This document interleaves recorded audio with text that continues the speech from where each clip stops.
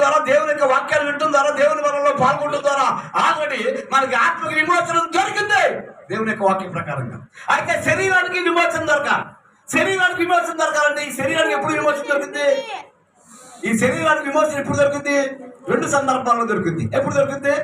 ఈ శరీరాన్ని మరి చదవమా 8:23 బాప్తిసం పొందడం వల్ల, అపరాధంలో క్షమింపగలిగిన దేవుని సందర్భం రక్షణ పొందడం వల్ల మనం చాలా సంతోషంగా ఉన్నాం. ఎందుకంటే ఈ ఆత్మ రక్షింపబడింది కనుక ఎట్టి పరిస్థితుల్లో ఎప్పుడు పోయినా నరకానికి మాత్రం పోదు. నమ్మి బాప్తిసం పొందిన వాడు రక్షింపబడును, నమ్మని వానికి శిక్ష విధింపబడును దేవుని యొక్క వాక్యం. హల్లెలూయా. అయితే ఈ శరీరానికి కానీ దేహానికి కానీ విమోచన ఎప్పుడు కలుగుద్ది? ఆ విమోచన కలిగేంత వరకు మనం బాధపడుతూ ఉంటాం. శరీరానికి అంటే ఈ శరీరం దేహం ఒకటే. ఈ దేహానికి ఈ శరీరానికి విమోచన ఎప్పుడు కలుగుద్ది? మీకున్న నాలెడ్జ్ ప్రకారంగా ఆత్మ విమోచన దొరికింది. నాకు నా ఆత్మ విమోచన దొరికింది ఎందుకంటే నా ఆత్మ దేవుని అంగీకరించింది కనుక దేవునికి స్తోత్రం. శరీరానికి విమోచన దొరకాలి. మీ నాలెడ్జ్ ప్రకారంగా ఎప్పుడు దొరికింది? ఎప్పుడు దొరికింది చెప్పరా? అయ్యి బాబా శరీరానికి విమోచన లేదా? ఎప్పుడు జీవించే ఉంటావా? చచ్చిపోవడమే విమోచన. ఈ దేహానికి విమోచన ఎప్పుడు? చచ్చిపోయాక. అమ్మారంటే మట్టిగా పెట్టడం మూడు గుప్పులు బచ్చాయినప్పుడు తండ్రి యొక్కయో కుమారుని యొక్కయో పరిశుద్ధాత్మలో మట్టిగా మార్చేస్తామని చెప్పేసి ఈ 7 మూడవ గుప్పుడు వచ్చేసి అంటే అనుకోవచ్చు. అన్నైతే మట్టిగా నా మీద ఇరా మరి మాట్లాడింది అదనమాట. దేహానికి విమోచన ఎప్పుడంటే చనిపోయినప్పుడు కానీ, లేకపోతే ఆయన వచ్చినప్పుడు కానీ. ఈ రెండింటిలో ఏది ముందు జరుగుద్ది? చచ్చిపోవటం ఏముందు జరుగుద్ది. ఆత్మకు విమోచన దొరికింది కనుక నువ్వు సంతోషించాలి. ఈ శరీరానికి విమోచన దొరికేంత వరకు నువ్వు మురుగుతూనే ఉండాలి. తలనొప్పి తగ్గుతుంది.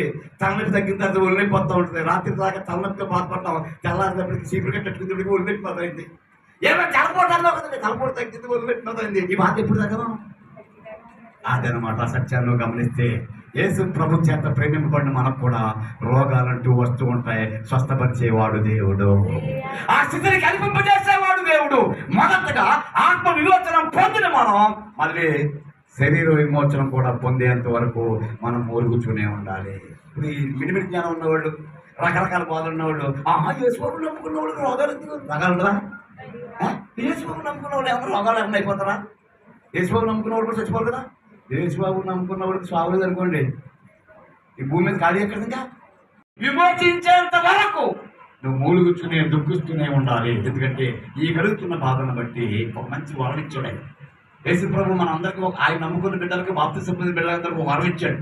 ఆత్మ మూలంగానేమో సంతోషపడుతూ ఉంటాం, శరీర మూలంగానేమో శరీర విమోచనం అవ్వలేదు కనుక ఎప్పుడు అవుతుందో తెలియదు కనుక ఉన్న పరిస్థితిని బట్టి బాధపడుతూ ఉంటాం. అంచేత సంతోషం బాధం కలుగుతున్న మనకి ఒక వరం ఇచ్చాడు ఆయన. ఏంటో తెలుసా? ఎఫెసీయులకు రాసిన పత్రిక 4వ అధ్యాయంలో 6వ ఉండాలి. హల్లెలూయా. విమోచన దినం వరకు ఈ శరీరము దేహం విమోచన దినం వరకు ఆయన యొక్క సన్నిధానంలో ముద్రింపబడింది కనుక ఏ విషయంలో భయపడకుండా శ్రద్ధ యావత్తు ఆయన మీద వేసి, నీకేదో బాధ వచ్చింది, నీకేదో యాద వచ్చింది, నీకేదో అవసరం వచ్చింది, ఆయన మీద వేయాలి. ఎందుకంటే దేవునికి శ్రద్ధ ఆయన మీద ఇష్టపడి మనకు సంబంధం లేదు. ఎందుకంటే ఈ వాగ్దానాన్ని నమ్మినప్పుడు చింత యావత్తు ఆయన మీద వేయండి.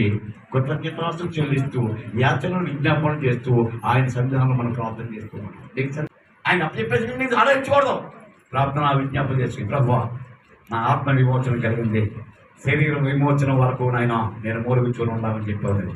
పరిశుద్ధాత్మను దుఃఖపరచకుండా మూలుగుచూ ఉన్నప్పుడు మాత్రమే నేను మీలో ముద్రింపబడతాను. ఏం చేయాలి? మన యొక్క ఆత్మ రక్షణ పొందింది కనుకే మనం కష్టమైన దేవుని మందిరంలో కూర్చున్నాం. మన యొక్క